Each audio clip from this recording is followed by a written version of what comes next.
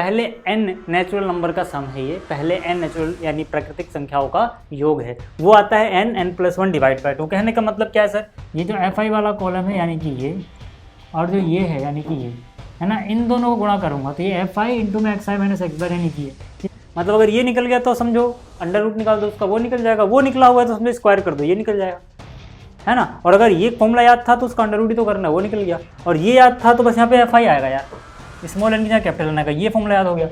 अब आपको अगर मैं निकालने को बोलूँ कि सर इस केस में n क्या होगा, इस केस में n क्या होगा, मतलब स्मॉल n, और इस केस में कैपिटल N क्या होगा। अब देखो, हेलो एवरीवन, क्या हाल चाल। देखो यार, ये जो लेक्चर हैगा इसमें मेरी आवाज़ शायद थोड़ा लड़खड़ाती हुई नजर आए, कहीं कहीं पे कुछ वर्ड जो हैं है ना, कुछ शब्द जो हैं उतने साफ ना निकले। उसका रीज़न ये है कि मेरी जीभ में एक तरफ बहुत ज़्यादा छाले हो गए, ठीक है। तो अभी मैं कुछ खा रहा हूँ तो उसको भी वहाँ पे, ठीक है ना, उसमें लग रहा है। और अगर मैं बोल रहा हूँ जल्दी जल्दी तो भी जैसे जैसे जीभ इधर उधर जा रही है ना, टकरा रही है, तो वो छाले दुख जा रहे हैं, ठीक है। तो कुछ शब्द बोलते हुए हो सकता है इधर उधर हो जाए, ठीक है, तो आप उसको इग्नोर कर देना। फिलहाल जो मैं यहाँ समझाने आया हूँ वो तो आपको समझ में आ ही जाएगा, उसकी टेंशन मत लो, ठीक है। बस आप ध्यान से यहाँ पे देखते रहना।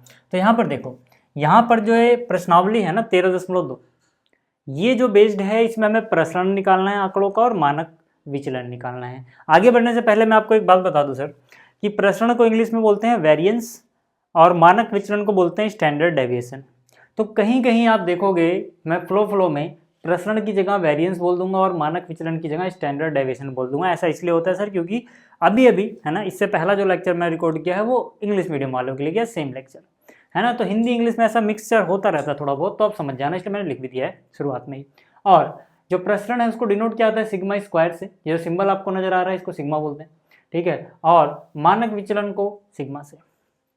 यहाँ तक बात समझ में आई, यहाँ तक बात समझ में आई, यहाँ तक बात समझ में आ गई क्या? चलिए ठीक है। अब आगे चलते हैं सर, और मैं आपको बताता हूँ कि इस एक्सरसाइज के पहले 5 क्वेश्चन ही यहाँ पे हम करेंगे, क्वेश्चन नंबर 1 से लेके 5 तक, है ना। क्योंकि सारे क्वेश्चन अगर मैं एक ही लेक्चर में कराऊंगा बहुत लंबी वीडियो बन जाती है यार, है ना। और मेरा लैपटॉप भी बहुत पुराना हो रहा है तो फिर वो प्रोसेसिंग कर नहीं पाता उतने अच्छे से, है ना, बार बार वो प्रोसेसिंग फेल हो जाती है। अभी देखोगे लाइव स्ट्रीम में भी क्लास 9 में बड़ी दिक्कत आ रही है, ठीक है। तो इसलिए अभी छोटा ही लेक्चर रखेंगे, ठीक है, मतलब छोटा इन द सेंस तब भी 1-1.5 घंटे के आसपास का होगा, ठीक। तो यहाँ पर देखो, यहाँ पर देखो प्रसरण की अगर मैं बात करूँ कि प्रसरण कैसे निकाला जाएगा, तो देखो आपको अवर्गीकृत आंकड़ों का प्रसरण निकालना आना चाहिए क्वेश्चन नंबर 1 से 5 के लिए, और असतत बारंबारता बंटन का निकालना आना चाहिए। बाकी की जो चीज़ें हैं ये क्वेश्चन नंबर 6 से आगे में काम आएंगी, 6 और उससे आगे में।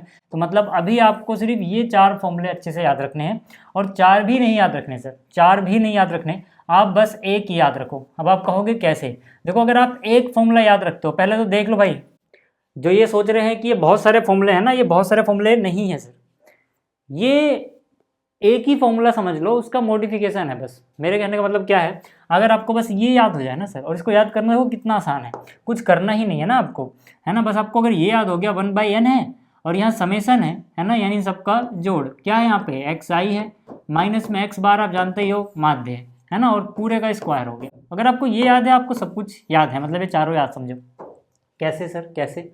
ध्यान से देखो, जब आप बात कर रहे हो अवर्गीकृत आंकड़ों की, अवर्गीकृत आंकड़े आ रहे, याद आ रहे हैं आपको, ठीक है। जैसे मैंने कहा था 2 दे दिया, 4 दे दिया, 6 दे दिया, 8 दे दिया, इस तरह से आपको xi दे दिया सर, है ना। तो ये अवर्गीकृत आंकड़े हैं, मतलब कोमा कोमा लगा के सीधा लिस्ट बना दी क्या क्या आ रहा था, है ना। तो जब अवर्गीकृत आंकड़े दिए जाएंगे आपको, और आपको उस केस में अगर ये फॉर्मूला याद है, तो जब आप असतत बारंबारता बंटन में आओगे ना, तो बस आपको fi और लगा देना पड़ेगा। मतलब क्या, यहाँ पे fi आ जाएगा, जो यहाँ पे fi नहीं दिख रहा था वो fi आ जाएगा, ठीक है। और एक अंतर और क्या आएगा, जो आप स्मॉल n लिख रहे थे उसकी जगह कैपिटल n आ जाएगा। जैसे कि मैं कह रहा हूँ ना, आवाज़ फंसेगी, कहीं कहीं फंसेगी, याद रखना, ठीक है, क्योंकि जीभ में छाले, ठीक है। तो उसकी जगह यहाँ पे कैपिटल N आ जाएगा, ठीक है। अभी एक बात और याद रखना, कैपिटल N और स्मॉल n हमेशा सेम नहीं होते सर, उनमें थोड़ा सा अंतर होता है। बहुत सारे बच्चों को लगता है कि चाहे स्मॉल n लिख दो चाहे कैपिटल N लिख दो, है ना, क्या ये हमेशा ही सेम होते हैं? नहीं। क्या ये हमेशा डिफरेंट होते हैं? वो भी नहीं है। मैं अभी आपको रीजन बता दूंगा बिल्कुल बेसिक से कि भाई ये क्या चीज़ है, ठीक है। तो पहली बात, अगर आपको ये याद हो गया, और अगर आपको देखो अब जैसे ही ये याद हुआ, जैसे ही आपको ये याद हुआ, आपको क्या करना है, मानक विचलन यानी स्टैंडर्ड डेविएशन निकालना, उसी का अंडर रूट ले लो, है ना। मतलब देखो ये जो चीज़ थी इसी का अंडर रूट लोगे तो स्क्वायर हट जाएगा, है ना, पॉजिटिव अंडर रूट, यहाँ तक बात समझ में आ रही है? तो वही चीज़ है यार, ये सिग्मा का स्क्वायर है तो वो सिग्मा है। मतलब अगर ये निकल गया तो समझो अंडर रूट निकाल दो उसका, वो निकल जाएगा। वो निकला हुआ है तो समझो स्क्वायर कर दो, ये निकल जाएगा, है ना। और अगर ये फॉर्मूला याद था तो उसका अंडर रूट ही तो करना है, वो निकल गया। और ये याद था तो बस यहाँ पे एफ आई आएगा यार, स्मॉल एन की जगह कैपिटल एन आएगा। ये फॉर्मूला याद हो गया, ये फॉर्मूला याद हो गया तो इसी का अंडर रूट, हाँ वो रहा।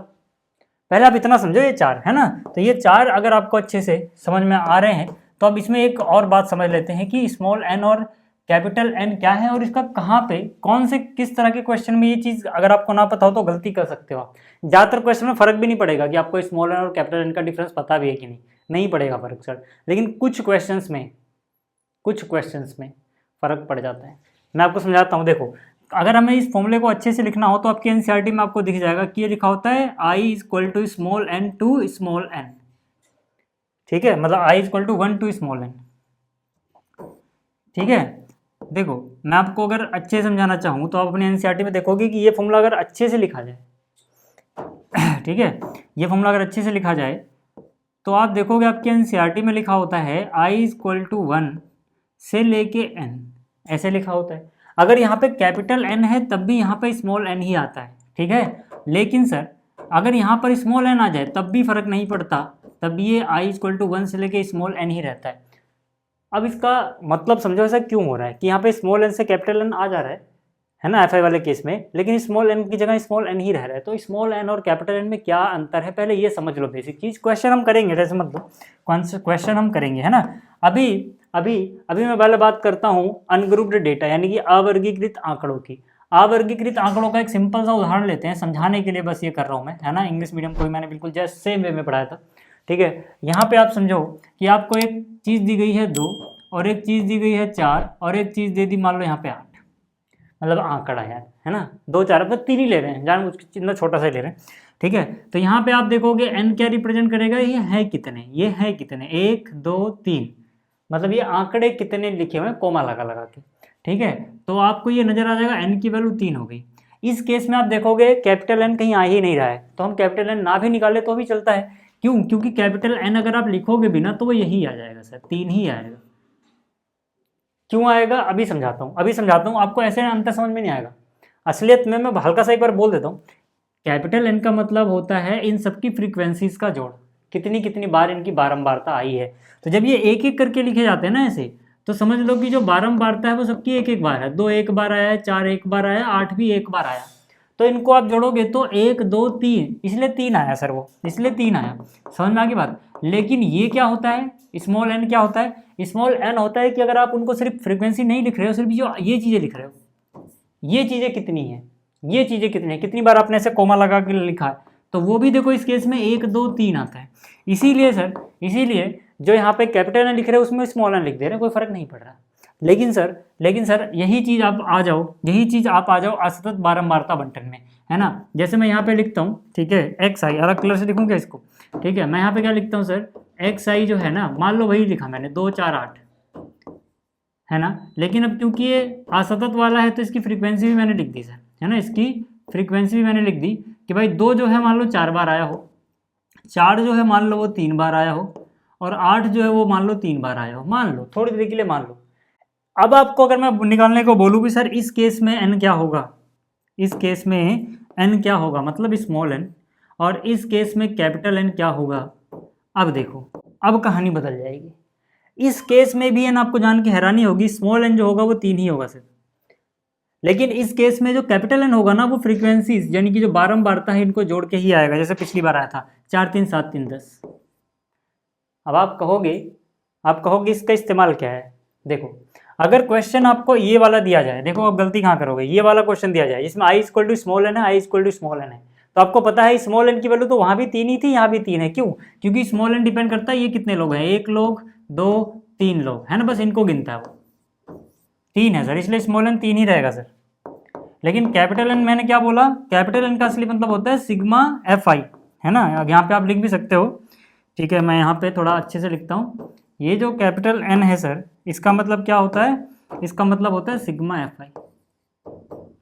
इस केस में देखोगे सिग्मा एफ आई भी 3 ही आता है, सिग्मा एफ आई भी इस केस में कितना आएगा, 3 ही आएगा, क्योंकि सबकी फ्रीक्वेंसी ऐसे में एक एक बार होती है, इसलिए उसको अलग अलग ऐसे लिखा जाता है कि वो एक एक बार था, उसके हमने एफ आई नहीं लिखा, ठीक है, अब मैं क्या कह रहा हूँ कि अगर ये क्वेश्चन आएगा सर, तो देखो इस क्वेश्चन में i इक्वल टू 1 से लेके स्मॉल n है, स्मॉल n सर अगर मान लो इस ये ऐसा टाइप का क्वेश्चन करना होता तो इस केस में भी 3 ही लिखते सर, लेकिन जो कैपिटल N आ रहा है सर इस केस में 10 हो जाता है, इस केस में कितना हो जाता है 10 हो जाता है। लेकिन यहाँ पे देखोगे तो इस केस में स्मॉल n भी कितना है 3 है और ये भी कितना है 3 है। हालांकि ये चीज़ हम कई बार लिखते नहीं है क्योंकि बहुत ऑब्वियस सी चीज़ हो जाती है वहाँ पे वो कि भाई इतनी बार जोड़ा गया है, कई बार नहीं लिखते, बट क्वेश्चन कुछ कॉम्प्लेक्सिटी जहाँ पे आएगी ना आपको लिखना पड़ जाएगा, मैं समझा दूंगा वहाँ पे।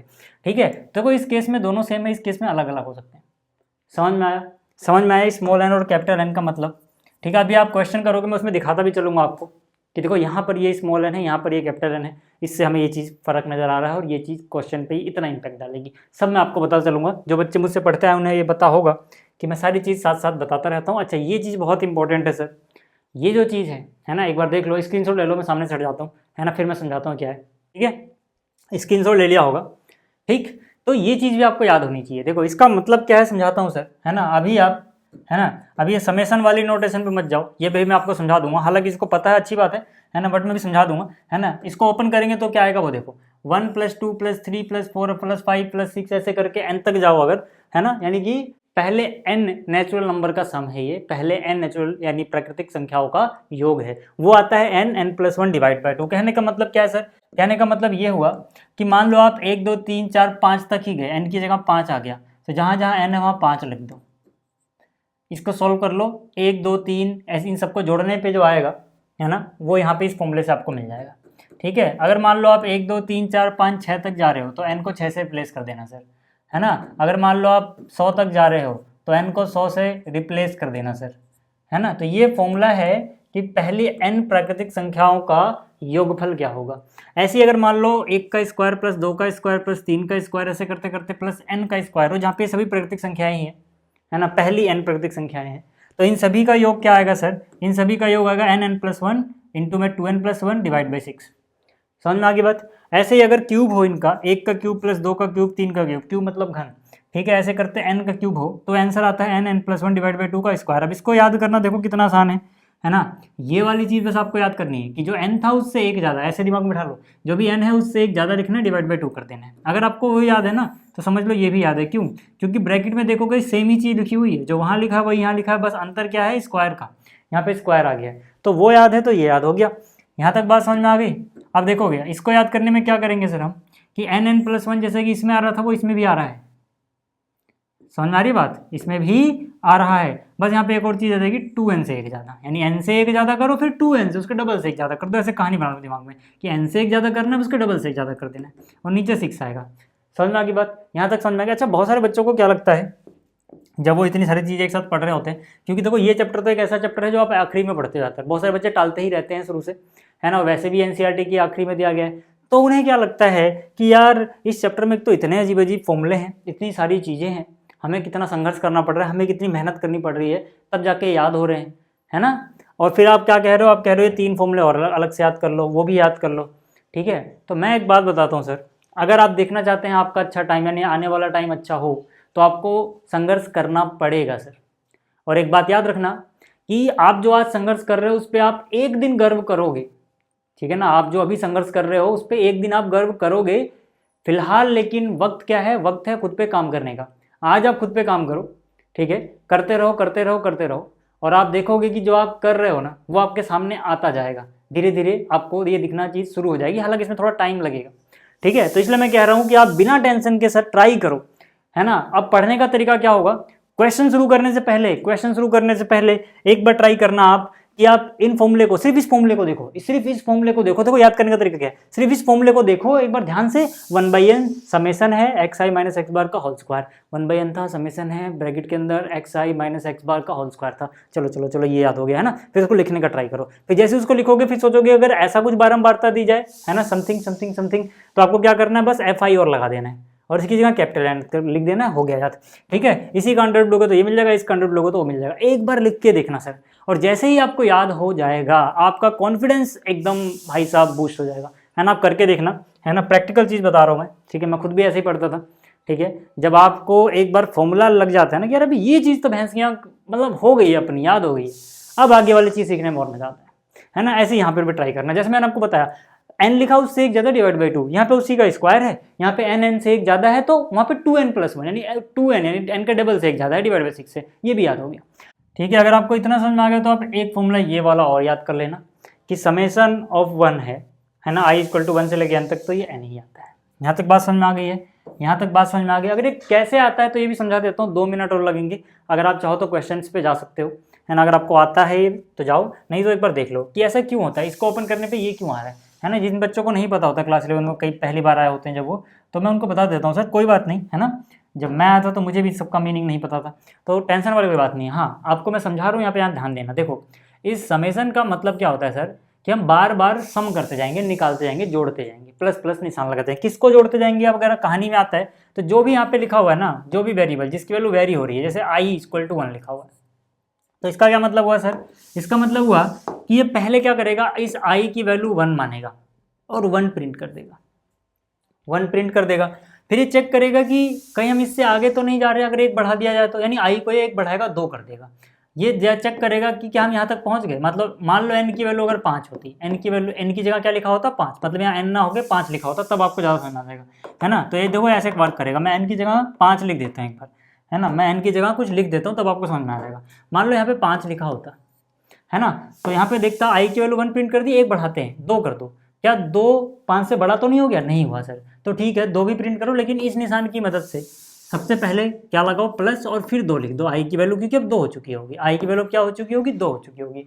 फिर आप देखोगे अगली बार क्या हो जाएगा, 2 प्रिंट होने के बाद फिर ये चेक करेगा, है ना, कि अगर मैं i की वैल्यू बढ़ा दूँ 3, तो क्या 3 5 से आगे तो नहीं निकल गया, नहीं निकला है सर, है ना, तो 3 प्रिंट कर दो, लेकिन समेसन है तो उसके पहले एक प्लस का निशान लगाओ, 3 भी प्रिंट हो गया सर, है ना। फिर ये i की वैल्यू को एक बढ़ाएगा, 4 हो जाएगा, 4 प्रिंट हो जाएगा, 5 जैसे ही होगा सर, 5, है ना, जैसे ही होगा तो ये 5 पे ही रुक जाएगा। मतलब क्या, यहाँ बीच में कहीं 4 आया होगा और फिर क्या हो जाएगा 5। अब 5 से बाद ये 6 बढ़ाएगा, देखिए 6 तो ज़्यादा हो गया, यानी 6 प्रिंट नहीं करना है। समझ में आ रही बात। तो ये इस तरह से वर्क करता है सर, इस तरह से ये निशान जो सिग्मा वाला है वर्क करता है। अगर आप देखोगे यहाँ पे तो i की वैल्यू 1 थी, तो 1 का स्क्वायर 2 का स्क्वायर, कब तक, जब तक n तक नहीं पहुँच जाता। अगर i की वैल्यू 1 थी तो ये 1 का क्या लिखा हुआ, i का क्यूब है, i की जगह 1 रख दो, 1 का क्यूब हो जाएगा, 2 रख दो, 2 का क्यूब हो जाएगा, 3 रख दो, 3 का क्यूब हो जाएगा, और समेसन है तो बीच में प्लस प्लस रखता जाएगा। अब मैं आपको इतना सारा डिटेल में क्यों समझाया, क्योंकि ये चीज़ें तो आप खुद भी विजुअलाइज कर लोगे। इसको देखो, बच्चा सोचता है कि यहाँ पे अगर सिग्मा 1 लिखा है तो ये n आ रहा है, और यहाँ पे 1 की जगह बस i लिख दिया था, तो वहाँ पे देखो इतनी लंबी चौड़ी चीज़ आ गई। मैं इसका रीज़न समझाता हूँ। देखो, आप वैल्यू किसकी बढ़ा रहे हो सर, i की, तो अगर i यहाँ पे होगा तभी तो वो चीज़ बढ़ती हुई नजर आएगी। यहाँ पे मैं i की वैल्यू 1 रखता हूँ, लेकिन यहाँ पे i है ही नहीं, यहाँ पे i है ही नहीं। यहाँ पे जाएगा, देखिए तो 1 ही है यार, i को तो हम रख ही नहीं सकते यहाँ पे, तो ये 1 ही प्रिंट करेगा। समेसन लगा हुआ है तो प्लस, फिर i की वैल्यू 2 बढ़ेगी, यहाँ तो बढ़ेगी ना i की वैल्यू, यहाँ i की वैल्यू जब 2 हो जाएगी, फिर ये इसके पास जाएगा, देखिएगा i तो वहाँ पे है ही नहीं, 2 किसकी जगह पे रखूँ भाई, यहाँ पे तो i की वैल्यू 2 हुई थी तो i था, तो i की वैल्यू 2, फिर i की वैल्यू 3 रख रहे थे हम, पर वहाँ पे तो i है ही नहीं, तो ये क्या करेगा भाई, 1 ही प्रिंट करना पड़ेगा। भले i की वैल्यू 2 हो चुकी है, बट i है ही नहीं यहाँ पे, तो 1 ही प्रिंट करना पड़ेगा इसे। फिर जब i की वैल्यू 3 हो जाएगी सर, तो फिर जाएगा 3 लेके, इसके पास है ही नहीं सर वहाँ पे i, तो 1 ही प्रिंट करनी पड़ेगी, यानी n बार घूमता रहेगा और n बार 1 1 1 ही प्रिंट कर पाएगा। और आपको पता है 1 को जितनी बार जोड़ोगे उतना ही मिलता है। 2 बार जोड़ोगे 1 + 1 2 हो जाएगा, 3 बार जोड़ोगे 3 हो जाएगा, 4 बार जोड़ोगे 4 हो जाएगा, तो n बार जोड़ने पे कितना हो जाएगा सर, n हो जाएगा, इसीलिए n आता है। अब आप कहोगे कि यहाँ पे अगर कोई कांस्टेंट होता, कोई और कांस्टेंट, मतलब कांस्टेंट कहने का मतलब है i के अलावा, जो i पे डिपेंड ही ना करता हो, ये थोड़ा छुपा हुआ है मतलब, है ना। कांस्टेंट ना भी हो लेकिन वो i पे डिपेंड ही ना करता हो, तो फिर वो भी यहाँ पे कांस्टेंट की तरह ही ट्रीट कर लो आप, है ना। मान लो k होता है, अब यहाँ i की वैल्यू चेंज होनी चाहिए, k की तो नहीं, तो फिर ये क्या आंसर देगा, ये आंसर देगा k × 1। क्यों दे देगा सर, 1 वाली कहानी समझ में आ गई आपको। इमेजिन कर लो यहाँ पे 1 × k हो गया, ये भाई k को 1 × k लिख सकते हैं, कांस्टेंट को बाहर ले सकते हैं, यानी अगले स्टेप में कांस्टेंट को क्या कर लो बाहर। आपको पता है 1 बचा, 1 का n आता है, n × k k, बस इतना याद रखना, ठीक है, इतना याद रखना। क्यों बता रहा हूँ ये सब चीज़ें, इसलिए सर क्योंकि क्वेश्चन में काम आएंगी ये चीज़ें। चलिए अब शुरुआत करते हैं क्वेश्चन नंबर 1 से। क्वेश्चन नंबर 1 यानी प्रश्न संख्या 1 जो है, इसमें क्या बोल रहा है, 1 से 5 तक के आंकड़ों के लिए माध्य व प्रसरण ज्ञात कीजिए, है ना। तो यहाँ पे देखो सिर्फ हमसे क्या बोला गया है, माध्य निकालने को बोला गया है, यानी कि मीन, है ना, वह प्रसरण यानी कि वेरिएंस, स्टैंडर्ड डेविएशन नहीं बोला गया। अगर बोला जाता तो हम प्रसरण निकाल लेते, उसी का अंडर रूट कर दो यार, है ना। खैर अब यहाँ पे हम माध्य निकालते हैं पहले सर। तो ऐसे आंकड़ों का माध्य निकालना तो आपको आता है सर, है ना, वो तो आपको आता है। ठीक है, पहले आंकड़े क्या दिए गए हैं उसको xi के बराबर लिख लो, 6 7 10 12, है ना। क्या क्या दिया हुआ है, 6 7 10 12, और फिर क्या 13 4 8 12, है ना, 13 4 8 12, है ना। अब आपको पता है सर, है ना, ऐसे अवर्गीकृत आंकड़े हो तो जो माध्य निकालते हो आप, है ना, जो माध्य निकालते हो आप उसको डिनोट करते हो एक्स बार से। और ये होता क्या है अवर्गीकृत आंकड़ों के लिए, सिग्मा एक्स आई, याद आ रहा है, ये मैंने आपको पढ़ाया था, divide by sigma F I लिख दो या फिर स्मॉल एन। हालांकि सिग्मा एफ आई को हम कैपिटल एन लिखते हैं, बट इन आंकड़ों के लिए दोनों की में सेम ही आता है ना। जो ये अवर्गीकृत आंकड़े यहाँ मैंने आपको समझाया था ना कि यहाँ पे स्मॉल एन भी 3 आएगा, कैपिटल एन भी 3 आएगा, जो सिग्मा एफ आई है वही चीज़ है सर, है ना, वही चीज़ है। अब यहाँ पर क्या है सर, यहाँ पर क्या है कि आपको बस ये देख लेना है एन कितने हैं सर, है ना, एन क्या है मतलब। तो एक बार एक काम करते हैं, पहले मैं यहाँ पे लिख देता हूँ कि भाई एन है क्या, एन मतलब कितने लोग हैं, 1 2 3 4 5 6 7 8, कितने लोग हैं 8। तो एन की वैल्यू क्या आ गई है सर, 8 आ गई है। अब बात कर लेते हैं सिग्मा एक्स आई कितना है, सिग्मा एक्स आई कितना है, इन सभी को जोड़ लेना, है ना। इन सभी को जोड़ोगे तो कितना हो जाएगा, 6 7 13 10 23 और 12 35 और 13 48 4 52 8 60 और 12 72। ठीक है, कितना आ गया सर, 72 आ गया। तो कहने का मतलब क्या है, कहने का मतलब है सिग्मा एक्स आई आ गया 72 और एन आ गया सर 8। तो जो माध्य है यानी एक्स बार वो कितना आ गया सर 9, 8 9 72, है ना। तो माध्य कितना आ गया 9, इसको नीचे लिखता हूँ, इसको बॉक्स में पैक भी कर देते हैं, 8 9 72, यानी कि माध्य आ गया सर, है ना। माध्य तो हमने निकाल दिया, हमसे 2 चीज़ें पूछी थी, पहला क्या था माध्य निकालो, हमने निकाल दिया, है ना, बहुत आसान था। अब अगर मैं बात कर लूँ कि भाई प्रसरण, तो मैंने कहा था मेरे साथ फॉर्मूला याद कर थोड़ी देर पहले, है ना, जब मैं ऐसे याद कर रहा था कि भाई 1 sigma square equal to 1/n, है ना, फिर ब्रैकेट के अंदर एक्स आई माइनस एक्स बार का स्क्वायर, याद है ना, समेशन के साथ। तो बस वही है, इसीलिए मैंने कहा था, आप देखो वो चीज़ याद करते रहो मेरे साथ साथ। मैंने क्या बोला था, मैंने कहा था कि भाई प्रसरण यानी वेरिएंस जो होता है ना, प्रसरण यानी वेरिएंस, जिसे हम किससे डिनोट करते हैं, सिग्मा स्क्वायर से। ठीक है, तो ये क्या आता है सर, ये आता है 1/n यहाँ पर, है ना, क्योंकि ये वाले आंकड़ों में स्मॉल एन चलेगा। ठीक है, और क्या समेसन सर, समेसन, है ना। अब यहाँ पर क्या हो जाएगा सर, एक्स आई माइनस एक्स बार, और इसका क्या है सर स्क्वायर। याद रहे आपको कि हम इस निशान को भी सिग्मा बोलते हैं और इसको भी कभी कभी हम समेसन बोल देते हैं, कभी कभी सिग्मा ही बोला जाता है ना। तो नाम एक जैसे हैं लेकिन ये अलग अलग सेंस में यूज होते हैं। ठीक है, चलिए यहाँ तक बात समझ में आ गई है। अब आपको यहाँ से देख के समझ में आ जाएगा कि मैं अगले कॉलम क्या बनाऊँ, है ना। मान लो आपको ये ना पता लग रहा हो कि भाई यहाँ पे क्या बनाऊँ, तो यहाँ से इसीलिए मैंने पहले फॉर्मूला लिखा। बहुत सारे बच्चों की कन्फ्यूजन रहती है वहाँ पे कौन सा कॉलम आएगा, तो भाई ये आपको ये निकालना है तो एक्स आई का कॉलम आएगा ही आएगा, ये तो आता ही है सब में, खैर, है ना। अब यहाँ पे देखो ना एक्स आई माइनस एक्स बार पता होना चाहिए आपको, क्या पता होना चाहिए, एक्स आई माइनस एक्स बार पता होना चाहिए आपको। जब ये पता लग जाएगा तो इसका स्क्वायर भी निकालना है सर, यानी कि एक्स आई माइनस एक्स बार का स्क्वायर भी पता होना चाहिए, हालांकि डायरेक्ट भी निकाला जा सकता है। अब देखो इसका मतलब क्या है, एक्स आई और एक्स बार में कितना विचलन आ रहा है ना। तो यानी कि एक्स बार कितना है 9 है सर, कितना आ गया 9। अब आप देखोगे ये आंकड़े 9 से कितना कितना विचलित हो रहे हैं, यानी कि इसमें से आप 9 9 घटा दे, सब में से 9 घटा दो, 6 में से 9 गया -3, 7 में से 9 गया -2, 10 में से 9 गया 1 + 1, ठीक है, 12 में से 9 गया 3, 13 में से 9 गया 4, 4 में से 9 गया -5, 8 में से 9 गया -1, 12 में से 9 गया 3। अब आपको जैसे ही आपने ये निकाल लिया सर, यहाँ पे एब्सोल्यूट वैल्यू नहीं है इसलिए माइनस का भी ध्यान रखना पड़ेगा, इसलिए मैं कह रहा हूँ चाहो तो डायरेक्ट भी निकाल सकते थे, उसमें माइनस का ध्यान नहीं रखना पड़ा, मतलब स्क्वायर ही कर देते डायरेक्ट। ठीक है कि 9 और 6 का अंतर 3 है, 3 का स्क्वायर 9, है ना। तो अब यहाँ से भी कर सकते हो, -3 का स्क्वायर 9, 2 का स्क्वायर 4, 1 का स्क्वायर 1, क्यों, क्योंकि यहाँ पे स्क्वायर कर रहे हो सर, यहाँ पे क्या कर रहे हो, स्क्वायर कर रहे हो। 3 का स्क्वायर 9, 4 का स्क्वायर 16, 5 का स्क्वायर 25 है सर, है ना, 1 का स्क्वायर 1 है सर, 3 का स्क्वायर 9 है सर। अब आप इन सभी को जोड़ लो, अब आप इन सभी को जोड़ोगे, 9 4 13 1 14, 14 और 9 23, 23 में 16 जोड़ोगे 39, 39 में 5 जोड़ दोगे 44 और 20 हो जाएगा 64, 64 में 10 जोड़ दोगे 74, यानी कि ये हो गया 74। तो सिग्मा एक्स आई माइनस एक्स बार का स्क्वायर, इसका समेशन कितना आ गया 74, यानी 74। कितना आ गया 74 यानी 74। देख लो कहाँ कैलकुलेशन इतनी खतरनाक लग रही है ना। तो देखो ये आ गया 1/n, n की वैल्यू है 8 यानी 1/8 इंटू में ऊपर कितना आया 74 यानी कि 8 से डिवाइड करने से। 8 से डिवाइड करोगे 8 एकम 8, 8 नहीं 72, 9 बार गया, इसमें से 72 कैंसिल आउट हो गया होगा, 2 बचा होगा। 2/8 मतलब 2 एकम 2, 2 चौका 1/4 कितना होता है 0.25 यानी कि 9.25 आ जाएगा यार, है ना। वो कैलकुलेट आप करते रहना। तो ये आ गया अपने पास दोनों चीज़ें। अब मान लो यहीं पे इन्होंने स्टैंडर्ड डेविएशन भी पूछ लिया होता, है ना, यानी कि मानक विचलन, तो अब उसका अंडर रूट निकालना पड़ता आपको बस। ठीक है, क्यों निकालना पड़ता सर? क्योंकि आप यहाँ पे देख पा रहे होगे जो चीज़ यहाँ पे आती है प्रसरण में उसी का वर्गमूल तो है ये, तो वहाँ पे मानक विचलन निकल जाता है ना। हालांकि पूछा नहीं है इन्होंने, ठीक है। और जिनको वर्गमूल निकालना नहीं आता है, मैं इस वीडियो के डिस्क्रिप्शन में लिंक दे दूंगा। एक बहुत छोटा सा लेक्चर है, करीब करीब 5-6 साल पहले मैंने यूट्यूब पे अपलोड किया होगा, या फिर 7-8 साल पहले, ठीक है, 2016 या 17 में अपलोड किया है। वो बहुत बढ़िया है, छोटा सा लेक्चर है, उसमें आप देखोगे आपको अंडर रूट निकालना आ जाएगा, ठीक है, वर्गमूल निकालना आ जाएगा। चलिए यहाँ पे आते हैं, और यहाँ पर देखो ये जो क्वेश्चन है इसमें कैलकुलेशन में बच्चे फंस जाते हैं, ठीक है, जिस क्वेश्चन की बात मैं कर रहा था, पर ये आसान सा है ना। इसके सॉल्यूशन की बात करते हैं, चलो सर, है ना। सॉल्यूशन नंबर 2, सॉल्यूशन नंबर 2, है ना। क्या बोला गया इस क्वेश्चन में? प्रथम n प्राकृतिक संख्याओं, ये आपके पास है, और करना वही है सर क्वेश्चन नंबर 1 से 5 में जो इसमें करना था। यहाँ बोला गया था ना प्रश्न संख्या 1 से 5 तक यही चीज़ें करनी है, माध्य और प्रसरण निकालना है। तो यहाँ पे हमें माध्य और प्रसरण निकालना है, ठीक है। तो यहाँ पर सर xi क्या है?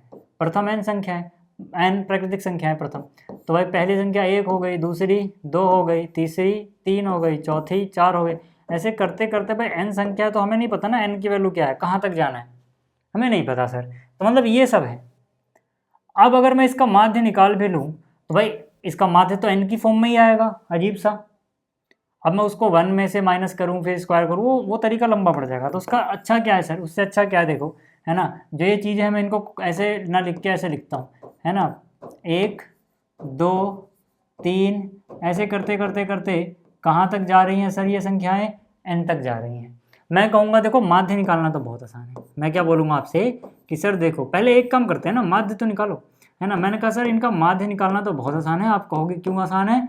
मैं कहूँगा देखो माध्य का फॉर्मूला है तो डिस्क्रीट मतलब अनग्रुप्ड डेटा है ना, है तो अनग्रुप्ड डेटा, अवर्गीकृत आंकड़े ही हैं, तो भाई इसमें फॉर्मूला तो यही वाला लग जाएगा, है ना। अब n की वैल्यू तो n ही है सर, वहाँ तो कुछ करना ही नहीं है, यानी कि ये हमें निकाल लेना है बस। अब देखो ये क्या से होगा सर? अब यहाँ पे आपको लिखना जरूरी है कि कहाँ से कहाँ तक जा रहा है। देखो मैंने क्या ना कि कई बार क्वेश्चन में चीज़ फर्क नहीं डालती कि कहाँ से कहाँ तक गया, हम लिखते भी नहीं है, पर कई बार हमें लिखना होता है, कई बार हमें लिखना होता है कि समेशन कहाँ तक लिया जा रहा है, n तक। तो अब आपको समझ में आ रहा होगा कि इसकी वैल्यू क्या होती है। इसकी वैल्यू होती है n+1 डिवाइड बाई 2, जिसको फॉर्मूला याद है डायरेक्ट लिख दो, और नीचे वाला n ये रहा। अब जिसको याद नहीं है सर वो एक स्टेप आप समझ सकता है, जो मैंने समझाया था कि भाई यहाँ पर क्या करो, i की वैल्यू 1 रखो, तो क्या हो जाएगा x1। x1 देखो x1 कितना है, पहला क्या है 1 है, तो यानी कि ये हो जाएगा 1 प्लस i की वैल्यू 2 रखोगे तो x2 जैसा नजर आएगा। x2 मतलब यहाँ पे 2 रखे तो x2 क्या मिलेगा, जो दूसरा वाला बंदा है। दूसरा वाला बंदा कौन है? 2। यहाँ तक बात समझ में आ गई? 2 है सर। फिर प्लस i की वैल्यू 3 होगी तो ये i x3 नजर आएगा। x3 क्या चीज़ है सर? x1 है, ये x2 है, ये x3 है, यानी x3 की अगर मैं बात करूँ तो x3 क्या नजर आएगा? 3 नजर आएगा सर। यहाँ तक बात समझ में आ रही है? और ऐसे ही करते करते करते अगर मैं n रख दूँ यहाँ पर तो ये xn नजर आएगा। xn मतलब इस सीरीज मतलब xn मतलब यहाँ पर जो दिया गया है इसका nth पद कितना है सर? वो n है, ठीक है, डिवाइड बाई। बहुत सारे बच्चे इससे कंफ्यूज ना हो कि सर हम तो n की जगह पे 1 2 3 लिख रहे हैं, तो असलियत में तो ये x1 plus x2 plus x3 ये बनना चाहिए।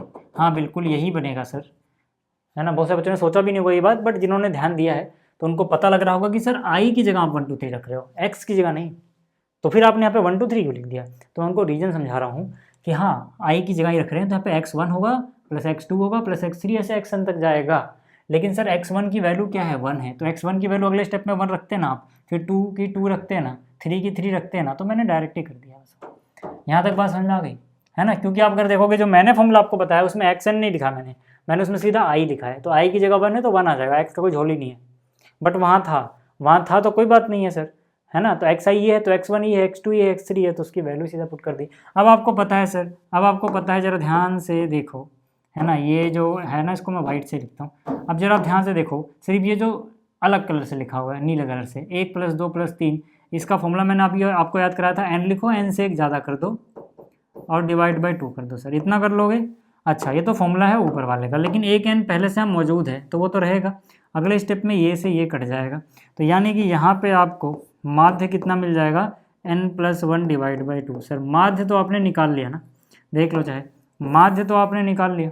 फॉर्मूला कौन सा यूज हुआ है, 1 + 2 + 3 ये होता है जो नीले में लिखा था, n+1 डिवाइड बाई 2। कहाँ से यूज किया सर हमने, ये जो मैंने आपको कहा था 1 + 2 + 3 अप टू n तक जाओगे, n+1 डिवाइड बाई 2 आएगा। इसीलिए मैंने कहा था कि ये चीज़ देखो कितनी इंपॉर्टेंट है, आपको काम आएगा। असल में था क्या सर, पहले जो आपका चैप्टर नंबर 4 हुआ करता था कुछ साल पहले, 2-3 साल पहले, वो था प्रिंसिपल ऑफ मैथमेटिकल इंडक्शन।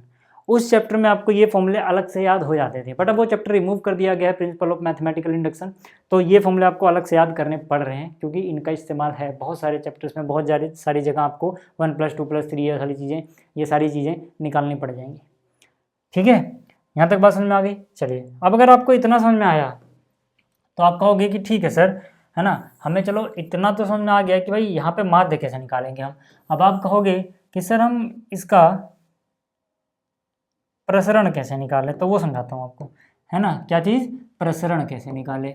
तो यहाँ पर देखो सर, है ना, हम प्रसरण कैसे निकालेंगे, यानी कि वेरिएंस। तो पहले फॉर्मूला लिखो, इसका फॉर्मूला आपको याद हो गया था, याद करो मेरे साथ साथ, 1/n आता था, सम कर दो सबका, कहाँ से कहाँ तक सर, xi - x बार।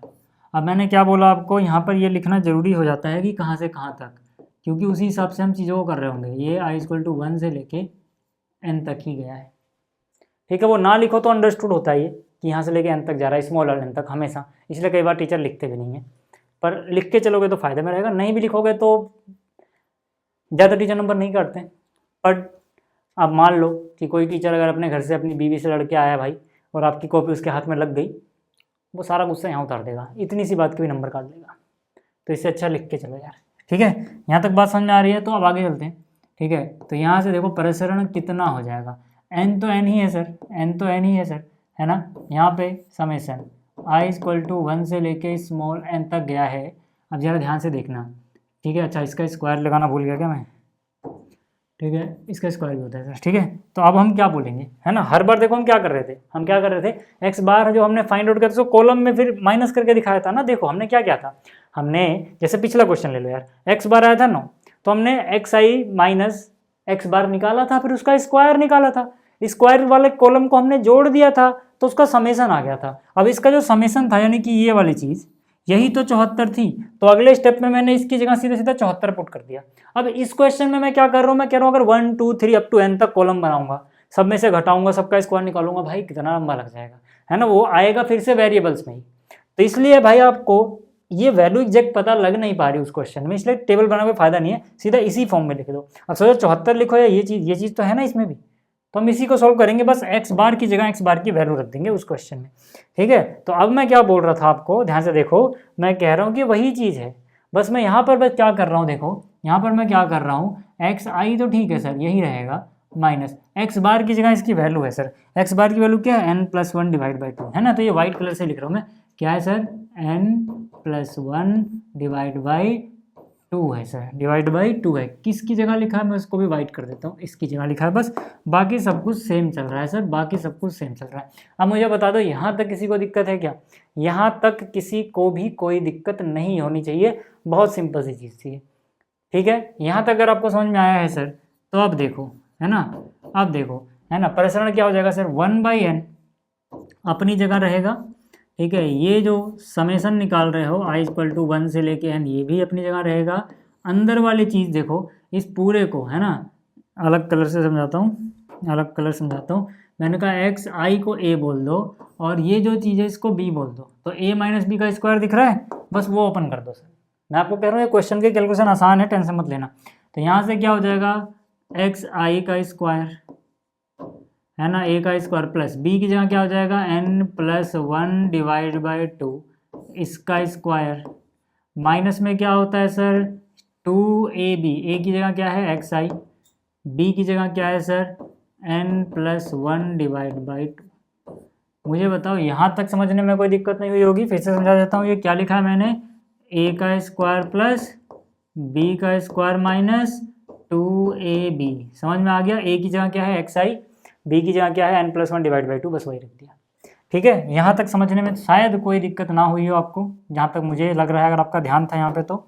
इसके बाद वाला स्टेप देखो, इसके बाद वाला स्टेप देखोगे सर आप, है ना। पहली बात तो 2 से 2 काट दो, कैमरा 29 मिनट तो नहीं हुआ ना नहीं, ठीक है, मतलब दोबारा ऑन किया था उससे, क्योंकि फिर वो ना कैमरा बंद हो जाता है। चलो यहाँ पे आ जाओ, अब जरा देखना, मैं आपको एक बात बताता हूँ सर, इसके बाद वाली चीज़ देखो। इससे क्वेश्चन आगे करने से पहले कुछ बेसिक बातें सीख लो समेशन के बारे में, कि यहाँ पे हम कैलकुलेशन कैसे कर रहे होते हैं। ध्यान से देखना, अगर मान लो यहाँ पे समेशन लिखा हुआ है और यहाँ पे मान लो लिखा हुआ है ना, i = 1 से लेके कहीं तक भी गया, मान लो n तक गया, और यहाँ पे ना मैं क्या लिख दूँ, मैं यहाँ पे लिख दूँ जैसे 5i, मान लो थोड़ी देर के लिए ऐसे लिखा मैंने, प्लस, है ना, प्लस मैं यहाँ लिख दूँ 6xi, प्लस मैं यहाँ लिख दूँ मान लो, ठीक है, सिर्फ कोई कांस्टेंट वैल्यू ही 7।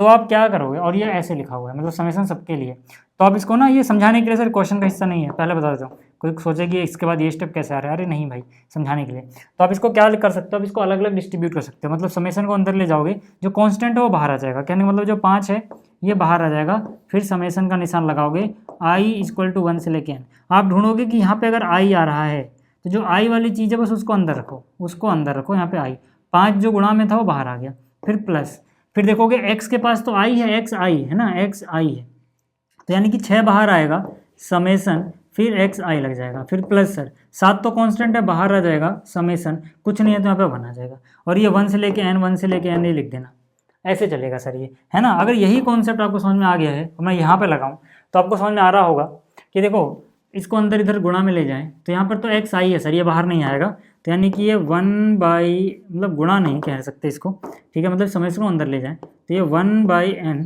ठीक है, ये क्या हो गया, ध्यान से देखना, समेशन i = 1 से n xi प्लस, देखो मैंने क्या बोला था कि जो i पे डिपेंड नहीं करता उसको बाहर निकाल लेना, उसको आप कांस्टेंट की तरह ट्रीट करोगे। भाई i की वैल्यू 1 होने से क्या n की वैल्यू बदलेगी क्या, नहीं, मतलब ये i है वो n है, n को फर्क नहीं पड़ता भैंस के यहाँ, है ना, तो n तो बाहर आ जाएगा, यानी देखो एक तो 1/n यहाँ पहले से ही है, यानी कि ये वाली चीज़ उसके पास जाएगी जब, तो इतना तो रहेगा ना एटलीस्ट, इसको मैं बोल रहा हूँ, चलो ये चीज़ इतना तो रहेगा ना, है ना। मैं इसको क्या करता हूँ ना, अलग से इसको वाइट कलर ही देता हूँ, अब समझ में आता रहेगा आपको, ये नीला वाला तो इतना तो रहेगा ही, और जो वाइट वाला पोर्शन है सर ये बाहर आएगा, मतलब क्या कि ये जो चीज़ है ना आगे खिसका दो, ये जो चीज़ आगे खिसका दो, ये जो n+1 डिवाइड बाई 2 है, ठीक है, अलग कलर से लिखते हैं, ये यहाँ पे आ गया होगा, n+1 का स्क्वायर डिवाइड बाई 2 आ गया सर, डिवाइड बाई 2 आ गया, ठीक है।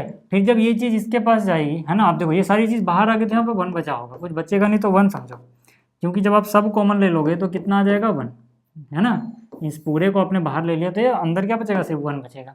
ऐसे ही यहाँ पे क्या है, माइनस माइनस, फिर ये चीज़ उसके पास जाएगी फिर से, है ना, यहाँ पर, लेकिन इस बार क्या होगा सर, इस बार कौन बाहर आ रहा है, जरा ध्यान से देखना, इसको थोड़ी जगह बनाओ, यहाँ पे थोड़ी जगह बनाओ, कौन बाहर आ रहा है सर, n+1, क्या बाहर आ रहा है, n+1 बाहर आ रहा है, n+, यानी कि ये चीज़ बाहर आ रही है सर, इसके पास i नहीं है, लेकिन यहाँ पर तो xi है, तो सर xi यहाँ पे बच जाएगा।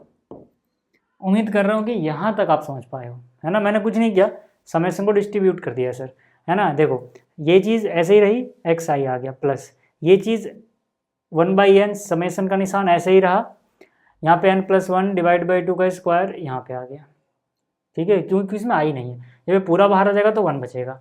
यहाँ पर देखोगे माइनस ऐसे ही रहा, 1/n, और नीले वाली पोर्शन यानी ये वाला पोर्शन वैसे ही रहा, वाइट वाले में देखोगे n+1 था वो बाहर आ चुका है, और xi अंदर ही रहेगा, क्यों सर, क्योंकि यहाँ पे i पे डिपेंड कर रहा है वो।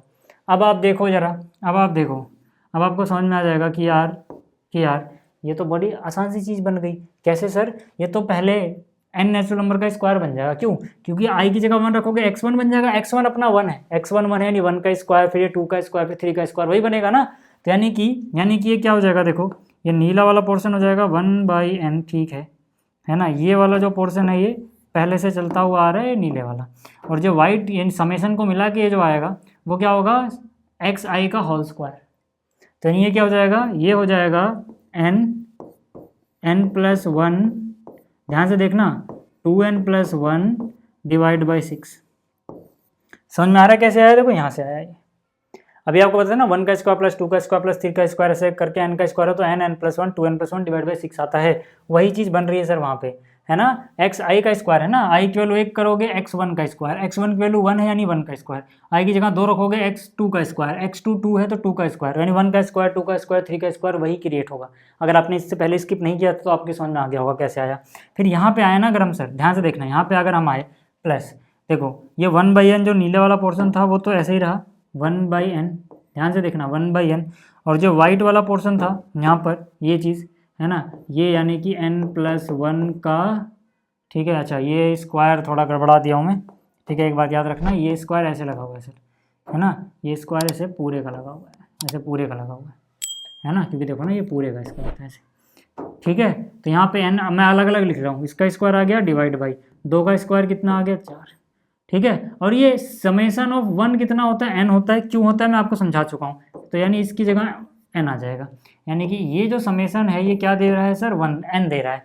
क्यों दे रहा है, यहाँ से मैंने आपको समझाया था, याद करोगे मेरी बात, कि ये चीज़ वैल्यू n होती है, क्यों होती है अच्छे समझाई थी। अगर आपने स्किप नहीं किया तो आपको समझ में आ गया होगा कि इसका आंसर n क्यों आ रहा है। यहाँ तक अगर आपको बात समझ में आ गई है, यहाँ तक अगर आपको बात समझ में आ गई है सर, तो यहाँ पे आ जाओ सर। यहाँ पे क्या n+1 डिवाइड बाई n है ना, माइनस में n+1 डिवाइड बाई n। कैमरे में आ रहा है क्या? इतना नहीं आ रहा होगा तो थोड़ा सा जगह है इधर कर सकते हैं, ठीक है। ये हो गया, और सिग्मा एक्स आई यानी sum of first n natural number है ना, वो क्या हो जाएगा, वो हो जाएगा, ध्यान से देखो, वो हो जाएगा, इसको ब्रैकेट में लिख देता हूँ, वो हो जाएगा n+1 डिवाइड बाई 2। मैंने क्या कहा, मैंने कहा सिर्फ ये जो अलग से मैंने लिखा ना ये इसकी वैल्यू है। कैसे आई सर, अभी आपने देखा था कि एक्स आई की जगह 1 लिखोगे, x1 plus x2 plus x3, x1 1 है x2 2 है तो 1 + 2 + 3 अप टू n तक जाएगा ये। और इसका आंसर हमने देखा था यही चीज़ थी, ठीक है। इसका आंसर हमने क्या देखा था, n+1 डिवाइड बाई 2 था, है ना, ये वाली चीज़ का। तो इसका मतलब क्या आ गया सर, इसका मतलब क्या आ गया, इसका मतलब इतने की जगह ये आ गया, और जो बाहर था n+1 divide by n, n+1 divide by n वो यहाँ पे। यहाँ तक बात समझ में आ गई आपको, ठीक है, यहाँ तक बात आपको समझ में आ गई है, तो इसको हटाता हूँ मैं एक बार, ठीक है। चलिए अब देखो जरा, अब देखो भाई साहब, अब आप क्या करोगे, है ना, यहाँ पे थोड़ा सा ऊपर करते जगह बन जाएगी, फिर आगे ले पेज पे करेंगे। देखो यहाँ से सिग्मा स्क्वायर, ठीक है, ध्यान से देखना, n से n कैंसिल आउट हो जाएगा, बोलो n से n कैंसिल हो जाएगा, हाँ ठीक है। क्या यहाँ पे n से n कैंसिल आउट हो जाएगा, बोलो जल्दी से, यहाँ पे भी हो जाएगा, हाँ। क्या यहाँ पे n से n कैंसिल आउट हो जाएगा, बोलो, यहाँ पे हो जाएगा, हाँ। यहाँ तक बात समझ में आ रही है। अब जो चीज़ें बच रही है ना, बल्कि मैं उसको अगले पेज पे ही करता हूँ यार, फिर यहाँ पे इतनी जगह से हम कुछ कर तो पाएंगे नहीं, ठीक है। जो चीज़ बच रही है देखना, sigma square is equal to n+1 2n+1 divide by 6, ठीक है। तो यहाँ पे क्या बच रहा है, क्या बच रहा है, यहाँ पे बच रहा है n+1 और यहाँ बच रहा है 2n+1, ध्यान से देखते जाना, डिवाइड बाई 6। भाई हो चुका है सवाल, समझो, ठीक है। एक तो ये चीज़ बच रही है ना, एक तो ये चीज़ बच रही है यहाँ पर, अगर को है ना देखें तो यहाँ पे n से n कट चुका है, तो क्या बचा हुआ है n+1 का स्क्वायर डिवाइड बाई 4, है ना। क्या बचा हुआ है सर, यहाँ पे बचा हुआ है n+1 का स्क्वायर, है ना, n+1 का square divide by 4, minus, minus में क्या बचा हुआ है सर, ठीक है, माइनस में क्या बचा हुआ है n+1 into n+1 divide by 2, है ना, n+1 into n+1 divide by 2, है ना।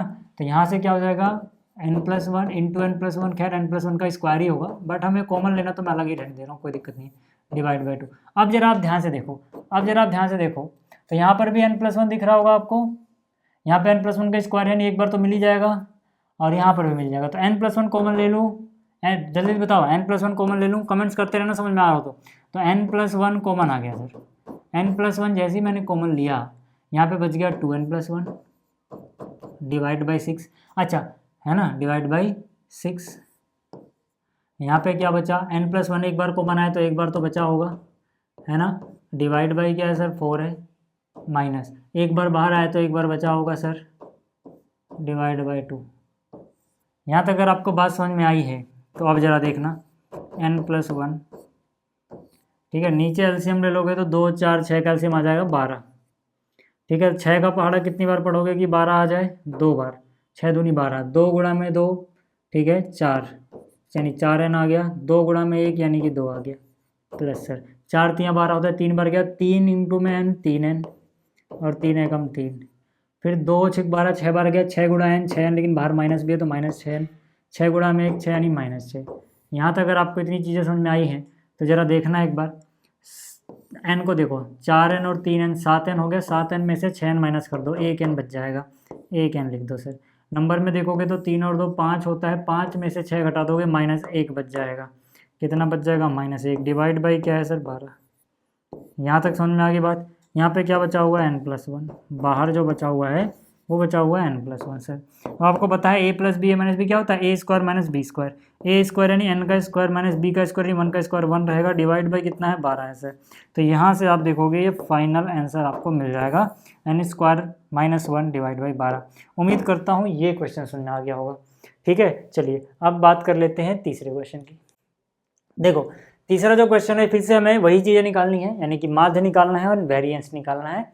ठीक है तो यहाँ पे ठीक है क्या बोल रहे हैं, 3 के प्रथम 10 गुणज की बात करी जा रही है, यानी कि देखो xi है सर, उसमें क्या होगा 3 के प्रथम 10 गुणज, मतलब क्या सर, पहला क्या 3, फिर क्या 6, फिर क्या 9, इस तरह से 12 15 18, मतलब ऐसे करते करते कहाँ तक जाना है, 3 2 में 30। तो xi तो आपको समझ में आ गया होगा क्या क्या आएगा, 3 6 9 12 15, फिर 18, फिर 3 7 21, फिर 24, फिर 3 9 27, फिर 3 2 में 30। यहाँ तक बात समझ में आ रही है?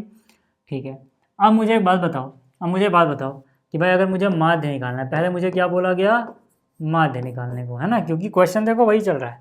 क्वेश्चन अगर आप देखेंगे ना तो यही चल रहा है सर, 1 से लेकर 5 तक वही कर रहा है, माध्य और प्रसरण। ठीक है, यानी कि मीन एंड वेरिएंस। ठीक है, तो यहाँ पर माध्य के लिए क्या फॉर्मूला हो जाएगा अपने पास, फिर से ये अनग्रुप डेटा ही है, अवर्गीकृत आंकड़ा है, तो हो जाएगा xi sigma xi divide by क्या है सर, n है। और यहाँ पे आपको पता है n की वैल्यू 10 है सर, क्योंकि आपको प्रथम 10 गुणा पूछे ना, तो गिनोगे 1 2 3 ऐसे करके कितनी एंट्रीज हैं टोटल, 10 है सर। ठीक है अब देखो जरा, अब आपको करना क्या है, अब आपको देखना है सिग्मा xi कितना आएगा। सिग्मा xi को जोड़ोगे आएगा 165 सर, जोड़ लेना है ना। कैसे जोड़ोगे, एक एक करके जोड़ोगे क्या? नहीं सर, आपने AP पढ़ रखी है, SN का फॉर्मूला पढ़ रखा है, n/2 a प्लस में an, ये फॉर्मूला पढ़ रखा है ना, इससे कर लोगे जल्दी आ जाएगा। मतलब प्रथम पद कितना है सर, प्रथम पद हो जाएगा a यानी 3 है, क्योंकि देखोगे ना ये एक समांतर श्रेणी बन रही है, प्लस में an कितना है सर, an जो है वो लास्ट वाला क्या है, मतलब यहाँ पर 10 ही है, तो ये हो जाएगा। टोटल कितने पद हैं 10, तो 10/2, 30 और 3 33 हो जाएगा सर। गुणा में 10/2 5 होता है सर, गुणा करोगे 3 5 15 का 5 चलेगा, 3 5 15 16 165। ठीक है, कितना आ गया 165, है ना, ये रफ में निकाल लेना, जोड़ के आ गया 165। अब आपको पता है सर कि यहाँ पर कितना लिखना है, 165 डिवाइड बाय n कितना है सर, 10 है, तो ये कितना आ गया सर 16.5, कितना आ गया 16.5, माध्य निकल गया सर, माध्य निकल गया 16.5, है ना। चलो इतना काम तो हो गया सर कि माध्य कितना आ रहा है 16.5, बहुत बढ़िया। अब हमें क्या करना है सर, अब हमें क्या करना है, माध्य से देखना है कितना कितना आंकड़े इधर उधर हुए हैं, यानी xi में से x बार घटाना है, माध्य घटाना है, यानी 16.5। तो 3 में से 16.5 घटाओगे, है ना, इससे अच्छा क्या 16 में से 3 घटाओ 13, बस निशान माइनस का लगा देना यार, है ना। फिर यहाँ पर 16 में से 6 घटाओ, है ना, कितना बचता है 10.5, लेकिन सर असलियत में 16 में से नहीं घटाना था, इसमें से 6 में से 16 घटाना था, तो निशान माइनस का, ये आप ध्यान रखना कहाँ माइनस आएगा, क्योंकि यहाँ पे मोड नहीं लगा हुआ है सर, है ना। तो 9 में से 16 गया, यहाँ पे -7.5। क्या हम बार बार ऐसे जोड़ते गुणा करते फिर, नहीं सर, देखो ना जैसे जैसे 3 आगे जाएगा, यानी कि जैसे 3 आंकड़ा आगे जा रहा है, ये 16 के पास पहुँचता जाएगा, अंतर 3 3 का कम होता जाएगा, मतलब सर देखो -13 -10 -7, है ना। तो यहाँ पे क्या हो जाएगा -4 0.5 लगाते जाओ, फिर क्या हो जाएगा -1 0.5 लगाते जाओ। हाँ, जैसे अब ये चीज़ 16 से बड़ी होगी तब उल्टा करना, आप 18 में से 16 घटाओगे कितना बचेगा 2, लेकिन 0.5 भी है तो 1.5, लेकिन ये प्लस का आएगा। अब फिर से 3 3 आगे जाएगा, 3 3 का अंतर और बड़ा होता जाएगा, यानी 1 में 3 जोड़ दो सर 4, पैटर्न मिल जाते हैं आपको यहाँ पे, है ना। 4 में 3 जोड़ दो 7, क्योंकि 3 का ही तो पहाड़ा चल रहा है यार, तो 3 3 ही तो बढ़ेगा ये, है ना। फिर 3 जोड़ दोगे 10, फिर 3 जोड़ दोगे 13। अब आप में से बहुत सारे बच्चे कहेंगे सर इनका स्क्वायर निकालना बड़ा कठिन होता है ना। अब हमें रफ वर्क में इतना सारा करना पड़ता है स्क्वायर निकालने के लिए, भैंस हालत खराब होती है। मैं कहूँगा कुछ नहीं होता भैंस की आँख, देखो मैं क्या बोलूँगा, मैं कहूँगा एक ट्रिक देख लो, एक ट्रिक देख लो सर, इसकी मदद से आप इनके स्क्वायर निकाल पाओगे with in seconds sir, seconds में निकाल पाओगे इनके स्क्वायर। कैसे सर, अगर आपको कोई नंबर ऐसा दिया गया हो जिसमें मान लो कितने भी अंक है, लेकिन इकाई वाला जो अंक है सर, जो इकाई का अंक है, मैं क्या बोल रहा हूँ सर, जो इकाई का अंक है वो 5 है, वो कितना है, वो 5 है। तो इसको गुणा करने का ट्रिक क्या होता है वो देख लो, है ना। जिनके इकाई का अंक 5 होगा उन्हीं को ऐसे उन्हीं नंबर से गुणा, मतलब स्क्वायर उनका कैसे निकाला जाता है, ध्यान से देखना। कि जितने भी चीज़ें आपको दी गई हैं क्या सबके इकाई में 5 आ रहा है? हाँ, आप कहोगे तो पॉइंट वाला, मैं कहूँगा पॉइंट होने के लिए भूल जाओ, है ना। चलो अभी इनका करने से पहले मैं आपको प्रैक्टिस करा देता हूँ। जैसे मान लो 25 होता अपने पास और 25 का स्क्वायर निकालना है। मैं क्या बोलूँगा, जब आप स्क्वायर निकाल रहे होगे अगर यूनिट डिजिट पे 5 है तो आंसर में 25 आएगा ही आएगा लास्ट में। इसके पहले क्या आएगा बस आपको देखना है। तो उसके लिए क्या करना, यहाँ पर जो चीज़ थी 2 उसको गुणा कर देना उसके एक ज़्यादा से। जैसे 2 है तो 2 से एक ज़्यादा क्या होता है 3, तो 2 3 6, तो यहाँ पे लिख दो 6, तो आ गया 625। बात समझ में आई। ऐसी मान लो आपको यहाँ पर दे दिया जाए 45 का वर्ग। मैंने क्या कहा, लास्ट में 5 है तो 25 आएगा ही सर, है ना। अब यहाँ पे 4 है तो 4 से एक ज़्यादा क्या होता है 5, तो 4 पंजे कितना होता है 20, यानी इसका जगह 2025। अगर मान लो यहाँ पे आपसे 55 दे दिया है, 65 दे दिया, 75 दे दिया, कुछ भी दे दिया ऐसे, है ना, तो यहाँ पे फिर से क्या लास्ट में इतना। अब आप सीख गए होगे 6 से एक ज़्यादा 7 होता है, 6 से 42 खत्म। अब आप स्पीड और थोड़ी बढ़ा दो, स्पीड और थोड़ी बढ़ा दो सर, कितना आएगा फटाक से बताओ। यहाँ पे आ जाएगा 25, 7 का 8 बार 7 8 56। बात समझ में आ रही है क्या? अगर ये ट्रिक आपको समझ में आ गया, तो यहाँ पर 13.5 है ना, आप मुँहजबानी भी कर लोगे, वैसे मैं करके दिखा रहा हूँ ताकि आपको समझ में आए। मैंने कहा 13.5 की भैंस की आँख, पॉइंट हटाओ, है ना, सीधा 135 समझो इसको। तो इसका अगर स्क्वायर किया जाए तो 5 का स्क्वायर कितना 25। अब देखोगे अगर 5 हटा दो तो क्या बच रहा है सर, 13 बच रहा है। यानी कि आपको 13 को उससे एक ज़्यादा 14 से गुणा कर लेना। अब 13 को 14 से गुणा करना आसान है अगर 13 का स्क्वायर याद है तो। 13 को 13 से गुणा करते हो कितना मिलता है 169। 14 से करना था, एक बार और 13 जोड़ दो। 169 में 13 जोड़ोगे, 3 जोड़ोगे कितना 3 फिर 10, यानी कि कितना हो जाएगा 182। तो यानी कि यहाँ पे लिख दोगे 182, है, ये आ गया आंसर सर 182। ठीक है, 182 फिर कितना है 25 है। लेकिन सर आप कहोगे तो पॉइंट था, तो पॉइंट का भी जुगाड़ है जनाब। ठीक है, अगर यहाँ 1 के बाद पॉइंट होता है, आपने स्क्वायर किया तो 2 डिजिट के बाद पॉइंट लगा देना, नहीं आ जाएगा 182.25। अब कहोगे इसमें भी टाइम लग रहा है, मैं करूँ, मैं करके दिखा रहा हूँ इसलिए टाइम लग रहा है। आप करोगे जल्दी जल्दी, कैसे करोगे सर, देखो लास्ट में तो 25 आएगा ही आएगा, है ना। 10 से एक ज़्यादा क्या होता है 11, 11 गुणा में 10 कितना होता है 110। आप इतनी जल्दी जल्दी करोगे सर, पॉइंट लगा दो बस, है ना। अब देखो ये तो आपको पता ही लग गया होगा, लास्ट में 25 आएगा ही आएगा। 7 से एक ज़्यादा क्या होता है 8, तो 7 गुणे 8 कितना होता है 56 होता है सर, है ना। फिर लास्ट में 25 आएगा ही आएगा। 4 से एक ज़्यादा होता है 5, 4 पंजे 20 होता है सर। मुझे बताओ कहाँ लग रहा है टाइम, ठीक है, कहाँ लग रहा है सर टाइम, है ना। 5 का स्क्वायर कितना आया 25, और 1 का कितना होता है, 1 के आगे 2 आता है 2, है ना। वैसे 15 का भी आ गया 225, बट 1.5 था, खैर, है ना। तो ये हो जाएगा 2.25। इसका तो आपको अब समझ में आ गया होगा। 4 पंजे 20, 10 कितना 25। अब आपको समझ में आने लगी होंगी चीज़ें। 7 8 56, 7 से एक ज़्यादा 10.25। अब देखो कितनी जल्दी होगा, है ना। 10 गुणे में 11 110, 10.25। अगर आपको ट्रिक आ गया तो देख लो यार। 13 गुणे में 14 भी हमने निकाला था 182, 10.25। ठीक है, 13 गुणे 14 क्यों बोला मैं, इससे एक ज़्यादा से गुणा करोगे ना, लास्ट में 25। अब मुझे बता दो कि ये जो चीज़ थी, चलो ये तो कैलकुलेशन आसान थी, ठीक है, लेकिन ये जो चीज़ थी इसमें कहीं कुछ लगा आपको ऐसा। तो मैंने क्या कहा था, मैंने कहा था भाई जो बच्चे यहाँ पढ़ रहे हैं उन्हें पता है। मैं यार जो बाइनोमियल थ्योरम वाला हमने चैप्टर किया था उसमें रफ वर्क नहीं करा था। यहाँ पे कितना ही कुछ मतलब थोड़ा पैटर्न ढूंढो, मिल जाती हैं चीज़ें। ठीक है, यहाँ तक बात समझ में आ गई, यहाँ तक बात समझ में आ गई है क्या।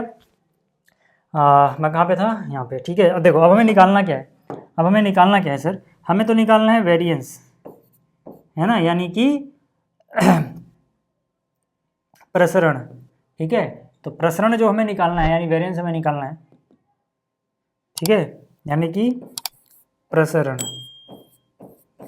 तो अभी भी तो अनग्रुप डेटा ही चल रहा है ना साहब, तो उसके लिए क्या हो जाएगा ये 1/n समेसन, है ना। i=1 लिखना इतना इंपॉर्टेंट नहीं है यहाँ पे, अगर लिख देना अगर टाइम है आपके पास तो, है ना। मैं मेन चीज़ लिख रहा हूँ xi माइनस x बार का स्क्वायर। वैसे अगर लिखोगे तो ऐसे लिखोगे i=1 से लेके स्मॉल n कितना है 10 है सर, है ना, चाहो तो लिख भी सकते हो।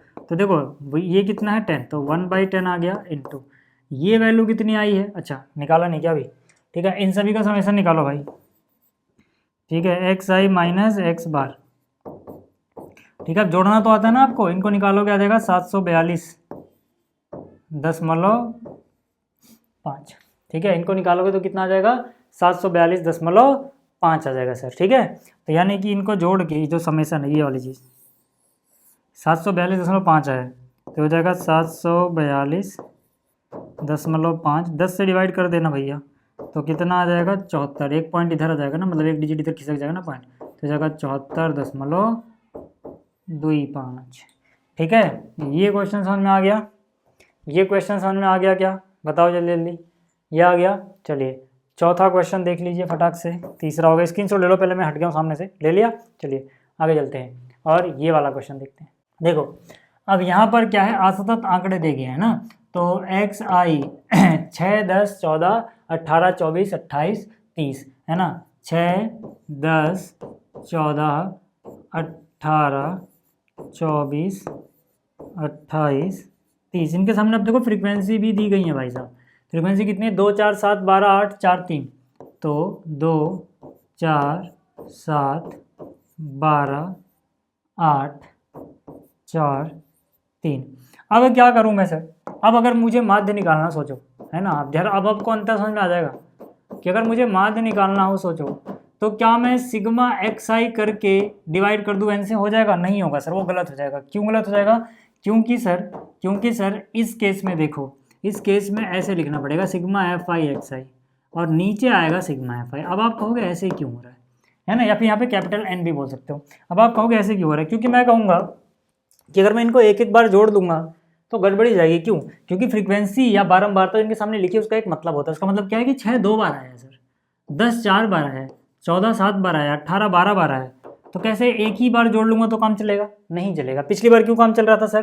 पिछली बार इसलिए काम चल रहा था क्योंकि सब कुछ एक एक बार ही आ रहा था, फ्रीक्वेंसी इनके सामने ऐसा कुछ नहीं था, मतलब सब एक एक बार था, इसलिए काम चल जा रहा था, है ना। बट यहाँ पे क्या करना पड़ेगा सर, मुझे यहाँ पे मुझे पहले देखना पड़ेगा 6 अगर एक बार होता है तो 6 होता है, 2 बार होता है तो 6 दूनी 12 हो जाता है वो, यानी कि इन दोनों गुणा करना पड़ेगा। इन दोनों गुणा मतलब यहाँ पे क्या एक्स और यहाँ पे क्या एफ आई, यानी कि एफ आई और एक्स आई वाले कॉलम को गुणा करके उसका प्रोडक्ट निकालना है, गुणनफल निकालना है ना। तो यहाँ पे देखो कितना आ जाएगा, अब आपको समझ में आ गया एफ आई क्यों आता है। तो 6 दूनी कितना है सर 12, 10 चौक कितना है 40। इस क्वेश्चन में भी आपको स्मॉल एन कैपिटल एन पता लग जाएगा, इसलिए हम यहाँ पे स्मॉल एन नहीं लिख सकते, लिखना होगा तो कैपिटल एन लिखोगे या फिर sigma F I, small N नहीं लिख देना, बोल रहा हूँ फिर से, ठीक है। क्यों? अभी समझाता हूँ। 14 गुणा में 7 कितना हो जाता है सर 98, 12 गुणे 18 कितना हो जाता है सर 18 दूनी 18 दो हमें 180 और 18 दूनी 36 यानी 216, है ना, 216, 24 8 192 होता है सर, है ना। अब 28 चौके कितना हो जाएगा, 28 दूनी 56 का डबल 112, ठीक है, और 30 तिया कितना हो जाएगा सर 90।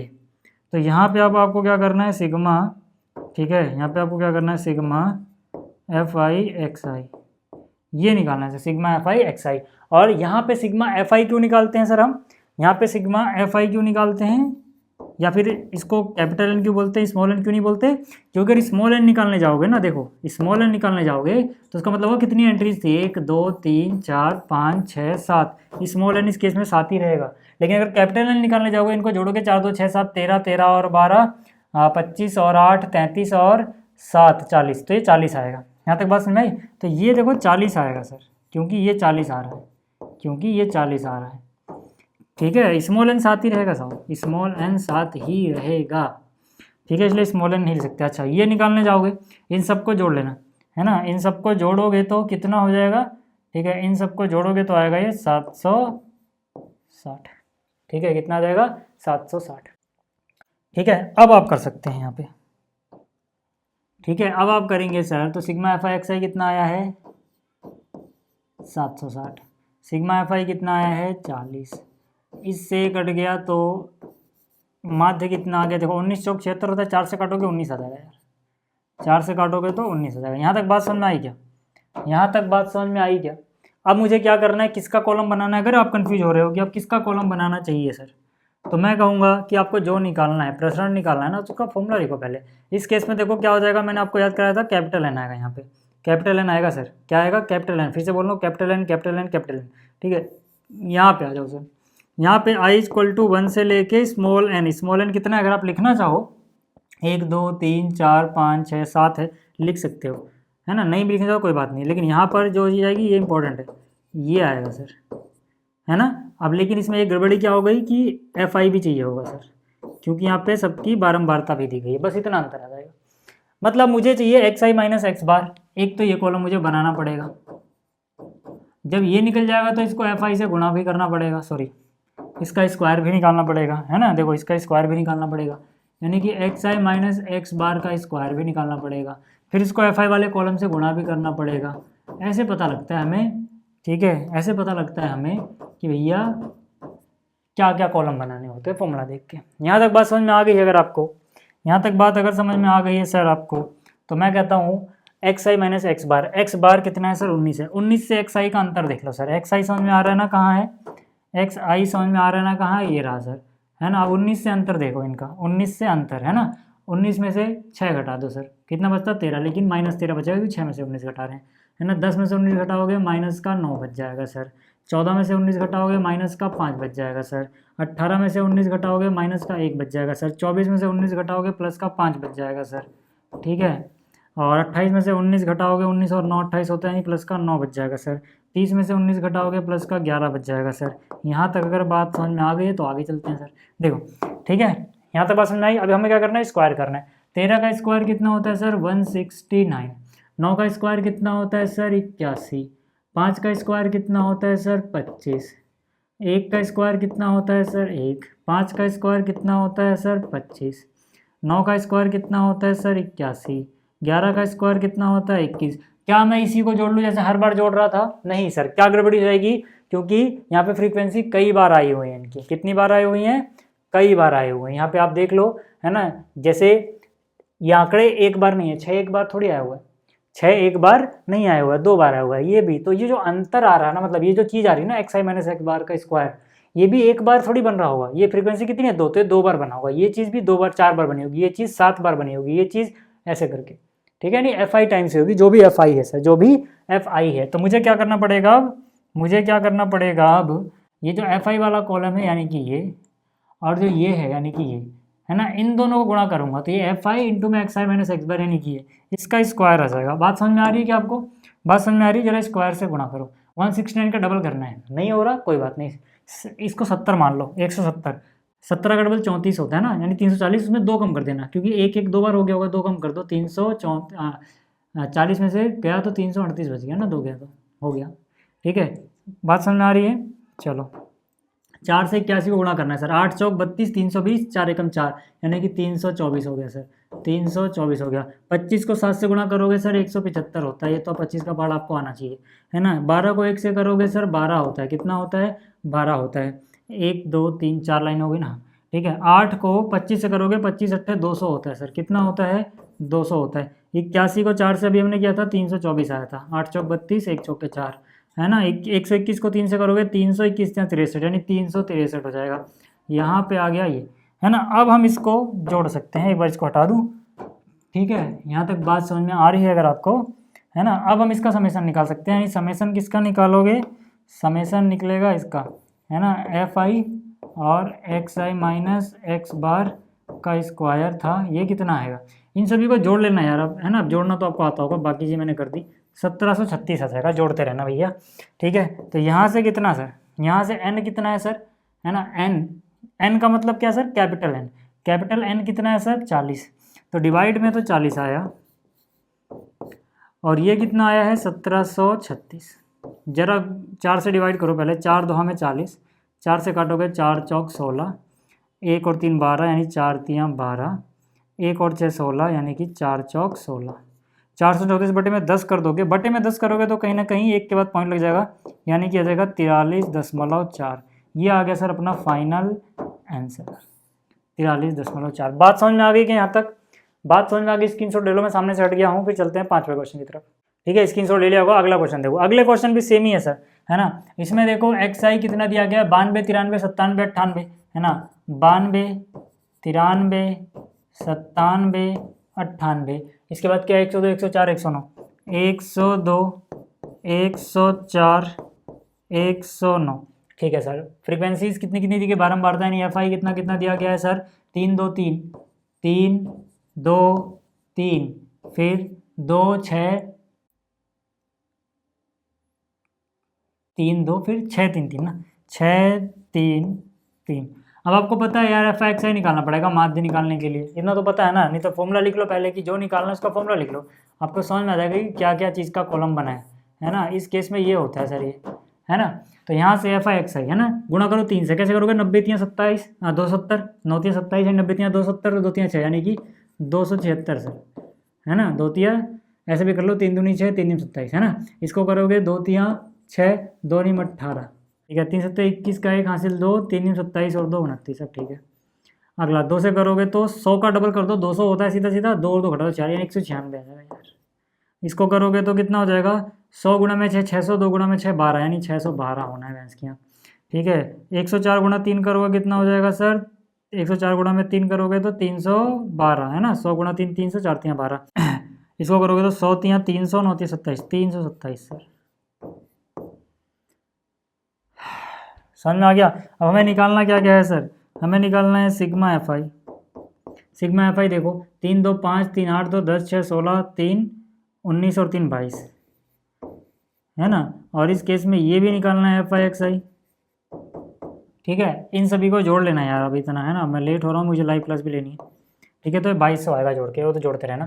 तो यानी कि ये कितना हो गया sir sigma F i x i 2200, और ये कितना हो गया सर 22 है ना। डिवाइड करके कितना आ जाएगा 100 आ जाएगा, सीधा सीधा 22 से 22 कट जाएगा। आप ये देखो ना माध्य कितना प्यारा नंबर आया है 100।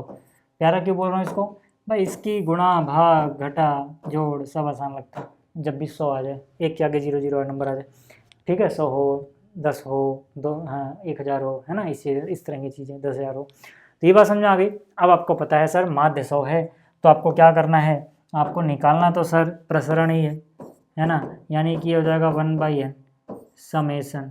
ठीक है एफ आई इंटू में क्या सर, इंटू में क्या सर एक्स आई माइनस एक्स बार का स्क्वायर है ना। चाहो तो 1 से लेके कितने तक लिखोगे इस मॉडल कितना है 1 2 3 4 5 6 7 है ना। चाहो तो 1 से लेके 7 तक लिख सकते हो है ना, कि यहाँ पे आई की वैल्यू 1 से लेके है ना 7 तक जा रही है, जो आई की वैल्यू है यहाँ पे जो आई है ना। चाहो तो लिख सकते हो चलो है ना, वैसे लिखना ज़्यादा अच्छा रहता है। 1/कैपिटल N, तो कैपिटल N तो पता है हमें है ना, capital N sigma F I होता है।